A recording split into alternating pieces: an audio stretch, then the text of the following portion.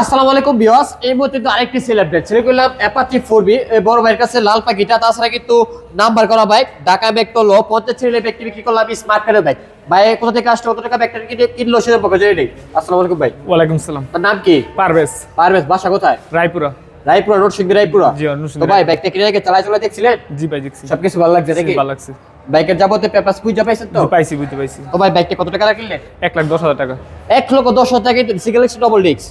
Single disc না?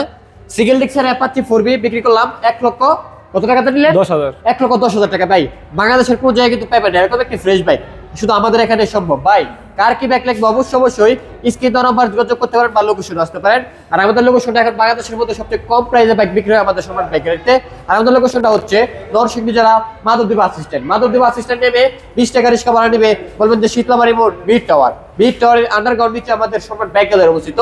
যারা এখনই ফেসবুক পেজটি ফলো দেন দ্রুত এখনই ফেসবুক পেজটি ফলো দিয়ে আমাদের পাশে থাকবেন। তো সকলে ভালো থাকবেন, সুস্থ থাকবেন। আল্লাহ হাফেজ, ধন্যবাদ।